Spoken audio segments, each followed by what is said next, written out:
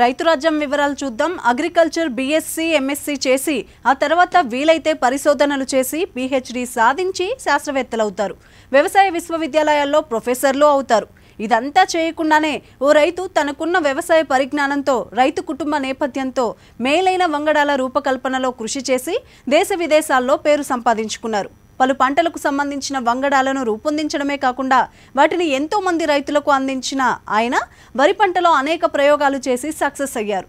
మేలైన వంగడాల విస్తరణే లక్ష్యంగా శక్తిలాగా మారిన రైతు నెక్కంటి సుబ్బారావు. दाने दाने पे लिखा है खाने वाले का नाम. పండే ప్రతి గింజ మీద తినేవాడి పేరు రాసుంటుందట. మరి పండించేవాడి పేరెక్కడా?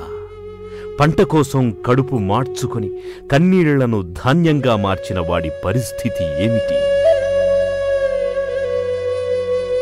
ఇది అన్నదాత నుదుట కరవు రాసిన కర్మ, దేశం కడుపున ఆకలి రగిల్చిన ప్రశ్న.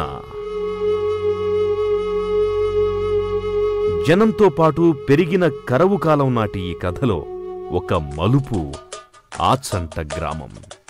కథానాయకుడు ఒక సాధారణ రైతు. అతడి సాహసం శిశిరంలో వసంతాలను మేల్కొలిపింది, మండు వేసవిలో పండువెన్నెలలు కురిపించింది. అది 1965వ సంవత్సరం.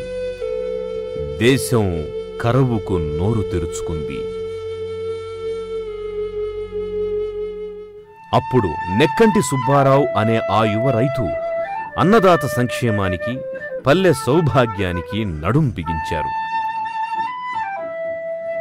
పంటకు విత్తనమే మూలాధారం. విత్తనం బాగుంటే దిగుబడి బాగుంటుంది అని ఆ దిశగా మొదటి అడుగు వేశారు. అప్పటికే సుబ్బారావు తాయ్చుంగ్ నేటివు 1 అనే పొట్టి వరి వంగడాన్ని ఎరువులు లేకుండా కేవలం 10 సెంట్లలో 4 బస్తాలు పండించి రైతుల్లో ఆత్మవిశ్వాసాన్ని నింపారు. ఈసారి కరువు బారి నుంచి అన్నదాతను కాపాడ్డానికి ఫిలిప్పైన్స్లోని IRRI తయారు చేసిన IR8 వరి వంగడాన్ని రంగంలోకి దించారు. అయితే పొట్టి వంగడాలొచ్చిన కొత్త రోజుల్లో రైతుల్లో వాటి పట్ల ఎన్నో రకాలైన అభిప్రాయాలు, వదంతులు వచ్చాయి. ముఖ్యంగా IR8 రకం దేశ పరిస్థితుల్ని తట్టుకోలేదని శాస్త్రజ్ఞులు సుబ్బారావును నిరాశపరిచారు. ఆయన ఏమాత్రం నిరుత్సాహపడకుండా దాన్ని సవాల్గా తీసుకుని ఎకరానికి 40 నుండి 45 బస్తాలు పండించి చూపించారు. విత్తనోత్పత్తి కోసం తోటి రైతుల్ని కలుపుకొని 25 ఎకరాల్లో 1000 బస్తాల దిగుబడి సాధించారు.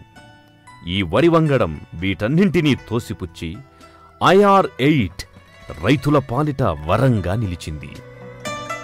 అంతర్జాతీయ వరి పరిశ్రమ సంస్థ వాళ్ళు నేషనల్ వైడ్ డెమాన్స్ట్రేషన్ కింద IR8 అనేది 1 ఎకరం చొప్పున జిల్లాకు ఒక రైతుకి ఇచ్చారు. అది మా పొలంలో వేయటం జరిగిందండి. IR8 తొలకరలో అది వేస్తే అది వాళ్ళు ఊహించినంత పండలేదు. దాంతో వాళ్ళు చాలా డిస్కషన్ అయ్యారు. నేనేం చేశానంటే అందులో ఒక నారు కట్టుకొని మిగిలితే ఒక 10 సెంట్లో ఇక్కడ మా పొలంలో కూడా వేయటం జరిగింది. దీనికి ఏ విధమైన ఎరువులు వేయకుండా మామూలుగా మేము తొలకరలో అప్పటికి ఎలా చేస్తున్నాం ఆ రకంగానే దీన్ని ఆ 10 సెంట్లో వేరే వేయటం జరిగింది. నారు మిగిలి మేము ఎరువు లేకుండా 10 సెంట్లో పండించిన చోట ఎకరానికి 40 బస్తాలు చొప్పున 10 సెంట్లో 4 బస్తాలు అయింది. అందరూ ఆశ్చర్యపోయాం. అన్నమో రామచంద్ర అన్న దేశాన్ని ఆచంట అన్నపూర్ణై అక్కున చేర్చుకుంది. ధాన్యం గింజ కోసం వెతుక్కుంటున్నప్పుడు రైతును ఆచంట అక్షయ పాత్రలా ఆదరించింది.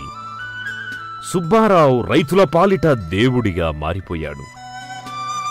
ఆచంట పవిత్ర యాత్రాస్థలంగా మారిపోయింది. ఎందరో వ్యవసాయాధికారులు, శాస్త్రజ్ఞులు, నాయకులు, విదేశీ ప్రతినిధులతో ఆచంట అంతర్జాతీయ స్థాయిని ఆకర్షించింది. 1960 నుంచి 67 వరకు అలా కృషి చేసుకుంటూ వచ్చి శాస్త్ర విజ్ఞానాన్ని, పరిశోధనాన్ని తెలుసుకుంటూ వచ్చి ఫస్ట్ టైం ఆయన 2000 ఎకరాలకు సీడ్ తెప్పించారు. ఫిలిప్పైన్స్ నుంచి విమానాల్లో మెడ్రాస్ తెప్పించారు. అక్కడి నుంచి మేము లారీలో తెచ్చుకుని ఆచంట్లో రైతులందరికీ ఇవ్వటం జరిగింది. ఎకరానికి 30 కిలోల చొప్పున ఇచ్చి అందరి చేత ఉడిపించడం జరిగింది. అప్పటి నుంచి ఇక ఆచంట ఒక యాత్రాస్థలం అయిపోయింది. అది ఎలా ఊడవాలో ఏం చేయాలో అంతర్జాతీయ సైంటిస్టులు వచ్చారు. పలానా విధంగా ఊడ్చమని చెప్పారు, పలానా ఎరువులు వేయమని చెప్పారు. డిసెంబర్ ఆఖరి వారంలో ఓడించడం జరిగింది. ప్రతి 10 రోజులకి ప్రతి వారం రోజులకి కూడా శాస్త్రజ్ఞులు అందరూ ఆల్ ఓవర్ ఇండియా నుంచి వచ్చే ట్రైనింగ్ అయ్యారు. కొత్తగా వచ్చిన ప్రతి వంగడాన్ని పండిస్తూ అది లాభదాయకంగా ఉంటుందని నమ్మకం కలిగాక తోటి రైతులకు ఉచితంగా అందిస్తూ అధిక దిగుబడులనిచ్చే రకాల్ని ఒక ఉద్యమంలా రైతుల్లోకి తీసుకెళ్లగలిగారు.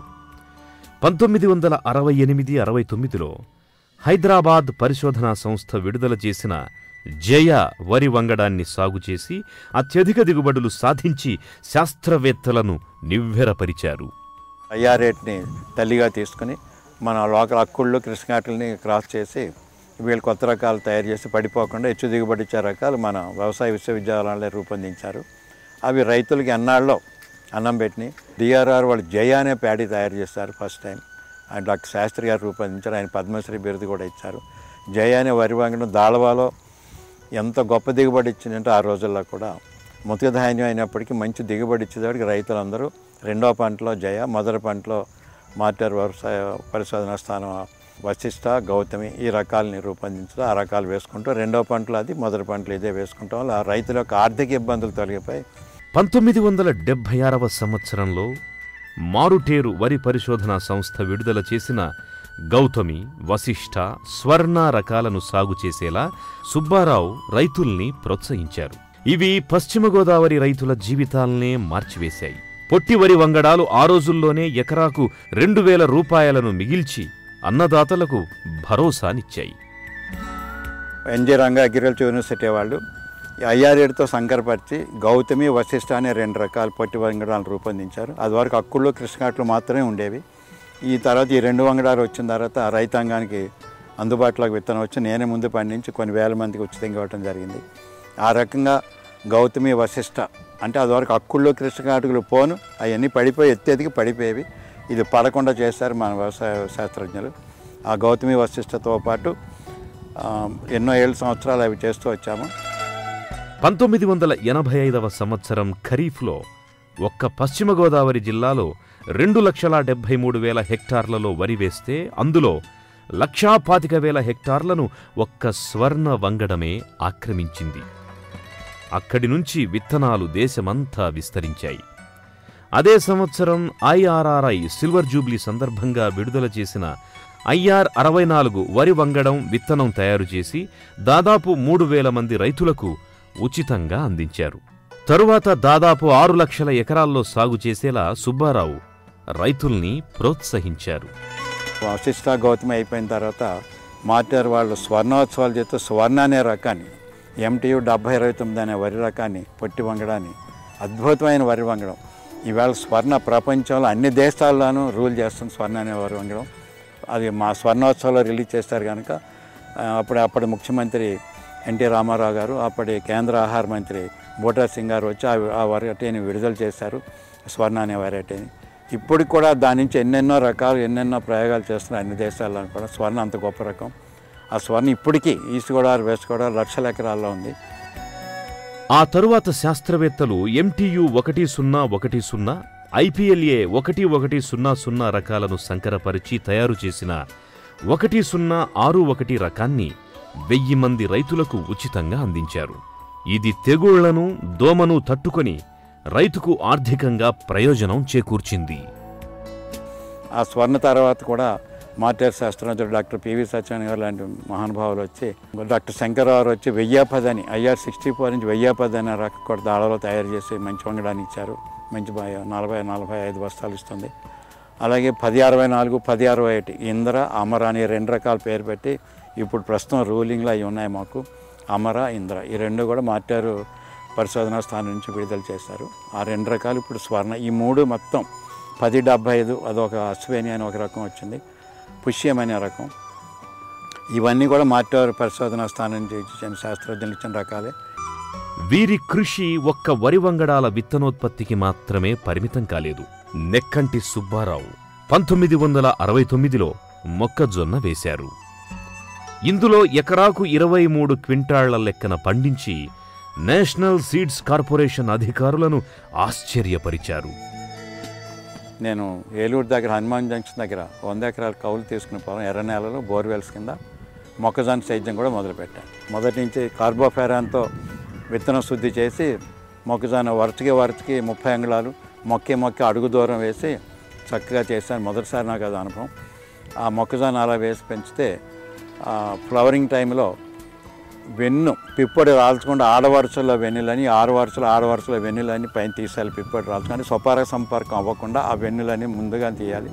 ఈ మగ వరుసలో పిప్పొడి గాలి డైరెక్షన్లో వాటి మీద పిప్పొడి పడి పరపరాగ సంపర్కం అయ్యి హైబ్రిడ్ సీడ్ ఉత్పత్తి అవుతుంది. ఆ రకంగా అక్కడ నేను 100 ఎకరాల్లో చేసి ఆ ఏరియా రైతులందరికీ కూడా ఈ సైన్స్ చెప్పి అందరి చేత ప్రోత్సహించి చక్కగా సైన్స్ నేర్చుకుని శాస్త్రజ్ఞుల నుంచి మొక్కజొన్న చేస్తే ఆ 13 క్వింటాల్స్ ఆడ విత్తనం అయ్యేది 26 క్వింటాల్స్కి వెళ్ళాను ఈ స్పేసింగ్ మార్చేటప్పటికి. అందుచేత ఆ ఏరియా బాగుపడిపోయింది. వ్యవసాయం మీద ప్రేమతో జిల్లా సరిహద్దులు దాటారు సుబ్బారావు. ఖమ్మం జిల్లా అశ్వారావుపేట దగ్గర మధువనం క్షేత్రాన్ని నిర్మించారు. అక్కడ 100 ఎకరాల్లో సిట్రనెల్లా గ్రాస్, జెరీనియం, సుగంధ ద్రవ్యాలనిచ్చే జాతులను మిశ్రమ పంటలుగా పెంచారు. మొక్కజొన్న, మిర్చి పంటలతో పాటు దానిమ్మ, అరటిని మిశ్రమ పంటలుగా పెంచారు.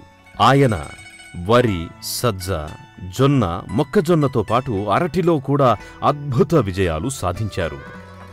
ఈ ఆచరణతో పాటు ఖమ్మం జిల్లా అశ్వారావుపేటలో కూడా హార్టికల్చర్ గార్డెన్ 60 ఎకరాలు డెవలప్ చేసి అక్కడ తెలియని పంటలు అరటి అవ్వదన్నారు, సముద్రానికి దూరం అన్నారు.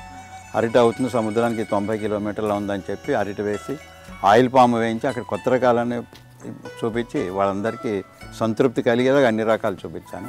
ఇప్పుడు ఖమ్మం జిల్లాలో అందరూ కూడా అరటి విపరీతంగా వేసుకుంటున్నారు. అశ్వారావుపేట నుంచి హైదరాబాద్ రోజు 30,000 అరిటాకి వెళుతుంది బస్సుల్లో. భోజనానికి పనికి వచ్చి అరిటాకి అక్కడి నుంచి వెళ్తుంది. నేను వెళ్ళేటప్పుడు అరటి తోట కదా, అరటి గెల కూడా ఆ ఊళ్ళో ఉండేది కాదు. అలాంటిది ఇవాళ 1000 ఎకరాలు అరటి వేస్తారు. టిష్యూ కల్చర్ కూడా మొట్టమొదటి నేనే అక్కడ పరిశోధన చేసి చాలా చక్కగా సూట్ అయిందని చెప్పాను. టిష్యూ రెట్యూన్ రాదంటే రెట్యూన్ కూడా వస్తుందని చెప్పి మేము బ్యాక్ ఫీడింగ్ ఇచ్చాము. టిష్యూ 2 సంవత్సరాలు కూడా మనం పండించుకోవచ్చు. టిష్యూగా అరటి ఎర్ర నేల కనుక అరటిలో అంతర పంటలు లవంగం, దాల్చిన చెక్క ఇవన్నీ కూడా వేసి చూపించి బాగా పరిశోధన చేసి చూపిస్తే ఫుల్ సక్సెస్ అక్కడ. ఇప్పుడు అందరూ కూడా అరటి బాగా వేస్తున్నారు. అక్కడ ఆయిల్ పామ్ కూడా బాగా వేస్తున్నారు.